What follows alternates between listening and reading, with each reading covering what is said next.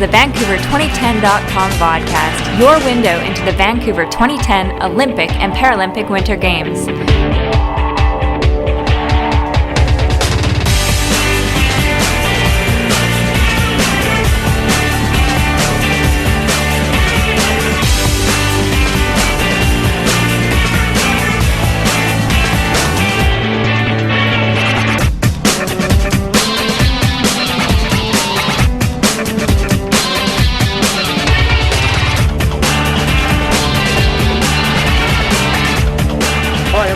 And I compete for Canada. I'm Heath Spence from Melbourne, Australia. Amanda Morley, Surrey, BC. I'm Lee Johnston and I'm from Great Britain. We're at the top of the bobsleigh, skeleton and luge track at the Whistler Sliding Centre, and today we'll find out that it takes a special person to do this sport. What's the recipe for success in bobsleigh? A fast start, a smooth drive and great equipment. Consistency is the key in bobsleigh, whether it's jumping in the sled like the teammates of mine have to do, or me driving down the track, or being in the same sled day after day, week after week. You have to be powerful and brave to do all these things, and good reaction. The push is very important in our sport. It sets the tone for the rest of the track. A lot of people in bobsleigh come from track, so everything we do normally are track warm-ups. So you do drills and you do sprints, and it takes about an hour to do a full warm-up and stretching and everything, just so that you can full out for 5 seconds right from a still start. You're good to go. We have a facility in Calgary that's known as the Ice House, and it's a indoor 50-meter start ramp that we practice exactly what you're saying, where we jump into the sled as it's moving. And pretty much for the driver, you get in first, and then the number 2 guy in the foreman gets in, then the number 3, and then finally the brakeman. So they put the older, slower guys at the front and the faster, younger guys at the back. The grooves end after 50 meters, and if the brake person gets in after that, the bob can move from side to side, and you can actually hit before the first corner.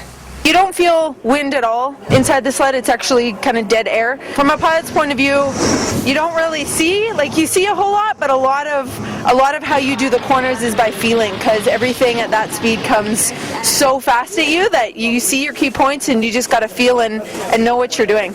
As a pilot, I have to think for every corner, especially this track. Every corner you have to be on. You can't fall asleep, as they say.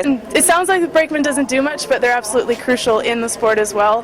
As a brakeman, you definitely need to have speed and power. Those are the two major characteristics that you definitely need to have. So as a brakeman, what are you doing during this? During this, holding on, gritting my teeth as tight as possible and hoping that Chris has a real smooth run down the track. My job's over.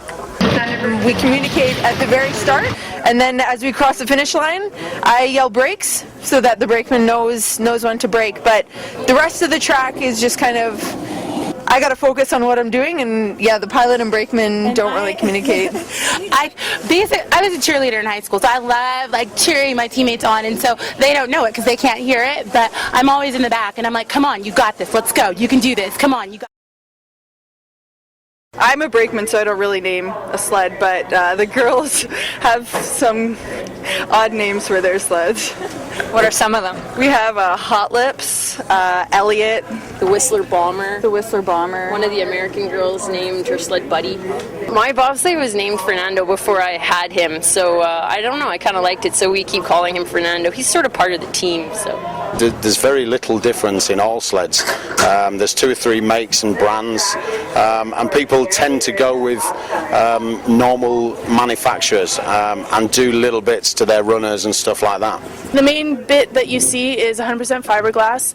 Some sleds are made with carbon fiber as well, a carbon fiber fiberglass composition, and then the frame is steel, and the steering inside is actually quite rudimentary, very simple. Just a pin in the middle for your center axis, and ropes going into the front of the sled that you pull left or right. The landscape couldn't be better for a bobsleigh track. It's steep. There's a very large grade of drop. I think it's 150 meters, if I'm not mistaken, maybe a little bit more, from the very top to the bottom. So it's pretty steep all the way down, and that's what gives it its speed. The fastest I've gone so far actually would be here at this track, and I believe it's 142 or 143 kilometers per hour. Yeah, it's a quick one. Down towards the bottom, it feels like somebody hits the accelerator in a car and you just take off. It's really awesome. It's hard to comprehend to begin with, for sure, but after a week of training, you get used to it.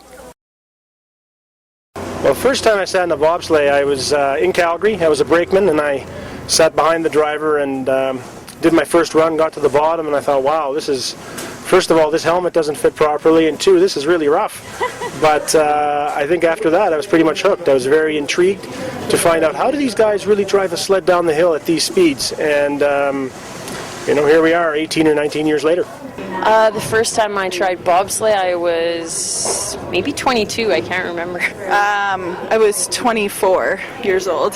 I think everybody's reaction the first time they go down the track is different, but I loved it from the start. It's fast, it's exciting, it's a little bit dangerous, so yeah, I loved it from the very first run.